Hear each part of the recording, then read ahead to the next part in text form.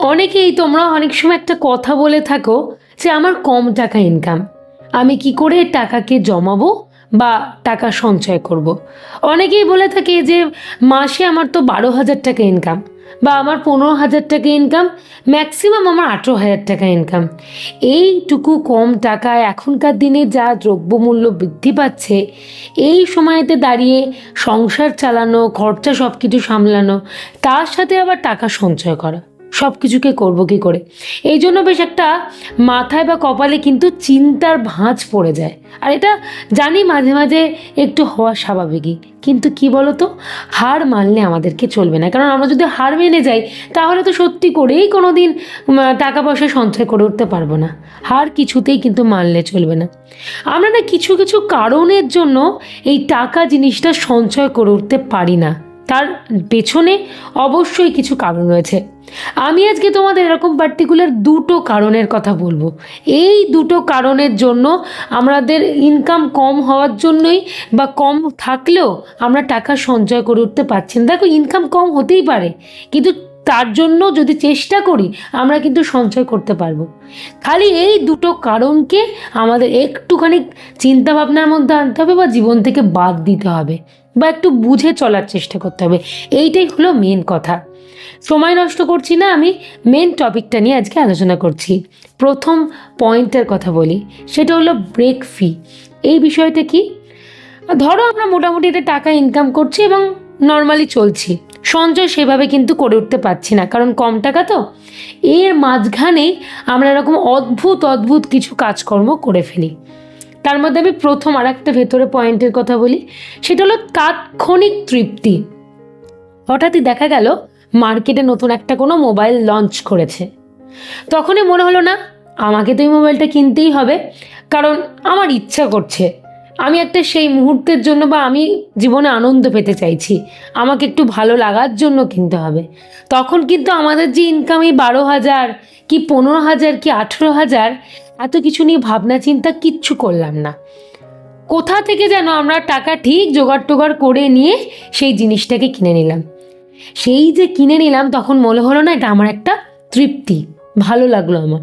কিন্তু একটা কথা মনে রাখবে, সেই তৃপ্তিটা কিন্তু বেশি দিন চলে না, ম্যাক্সিমাম ওই 2-3 মাস। 2-3 মাসের পরেই আবার সেই জিনিসটা একঘেয়ে হয়ে যায়।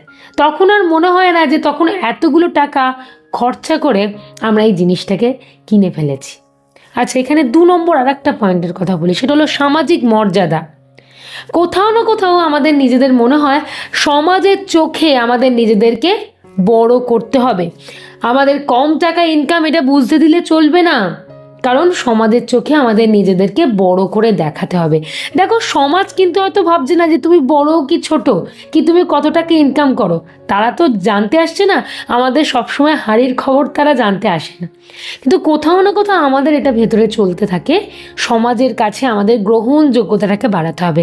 5 জন মানুষ যাতে আমাকে দেখে বলে, না সত্যি এ মনে অনেক টাকা ইনকাম করে, এর মধ্যে আলাদা একটা পার্সোনালিটি রয়েছে, সব কিছু রয়েছে।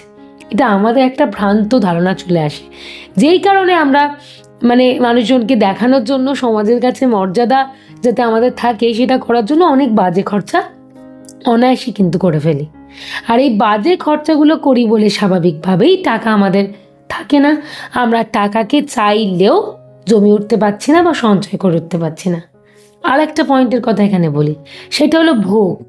অনেক মানুষের একটা ধারণা থাকে খুব সাধারণভাবেই, সেটা হলো এই পৃথিবীতে এসছি একবার, একটু ভোগ করব না, আমাদেরকে তো একটু ভোগ করতে হবে, তার জন্য খরচা হচ্ছে হোক না, ইনকাম কম হোক না, সে নয় টাকাটা খরচা করে পরের কথা পরে ভাববো।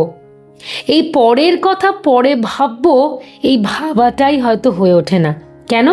অতিরিক্ত পরিমাণে টাকা আমাদের খরচা হয়ে যায় শুধুমাত্র ভোগ করার জন্য। একটা সময়ের পর গিয়ে সত্যি আমরা চিন্তা করি, সত্যি শুধুমাত্র খরচাই করে গেলাম না, কিছু সঞ্চয় যেন করে উঠতে পারলাম না।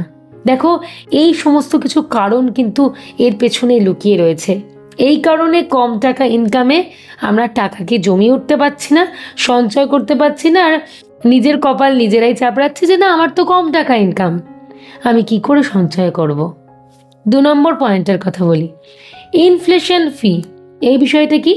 আমরা প্রত্যেকেই কিন্তু একটা জিনিস জানি যে কিভাবে জিনিসপত্রের দাম বাড়ছে, দ্রব্যমূল্য বৃদ্ধি পাচ্ছে, আমরা জানি। কিন্তু তোমাদের একটা সাধারণ প্রশ্ন করি, এখন যদি তুমি বাজারে যাও 100 টাকা নিয়ে, তুমি 100 টাকায় কিছু জিনিস পাও, কিন্তু একটা কথা মনে করে দেখাতো, দেখে নাও যে 2 বছর আগে বা 1 বছর আগে এই 100 টাকা নিয়ে বাজারে গেলে তুমি নিশ্চয়ই অনেক বেশি জিনিস পেতে।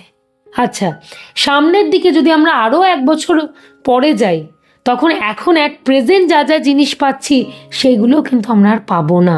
কেন? জিনিসপত্রের দাম বৃদ্ধি পাচ্ছে।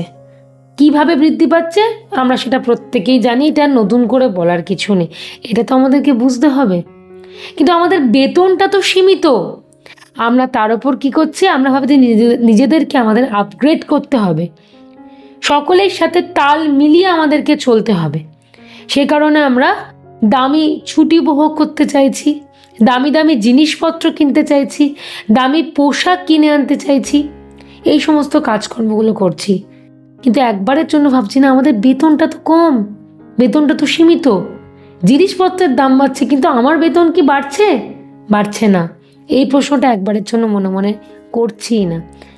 অনেকেই আছে হোটেলে খাওয়া দাওয়া করতে যায়, খেতে যায়, সেখানে গিয়ে প্রচুর টাকা বিল করে আসে, পরে মাসের শেষে ভাবে সত্যি না গেলেই বুঝি ভালো করতাম, কতগুলো টাকা বেরিয়ে গেলে এই মাসে আমি একটা পয়সাও রাখতে পারলাম না।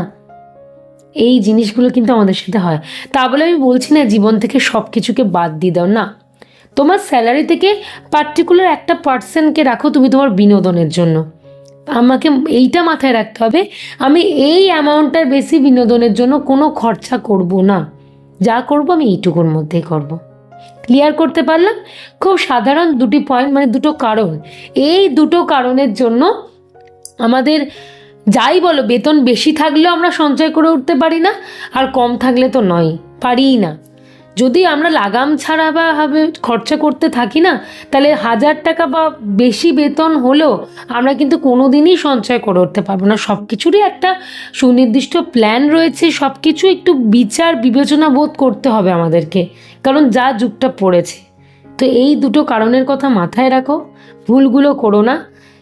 ইচ্ছা অনিচ্ছা সব কিছুই তোমার ওপর ডিপেন্ড করছে, একটু বিচার বিবেচনা করে করো, দেখবে তুমি কিন্তু টাকা সঞ্চয় করতে পারবে।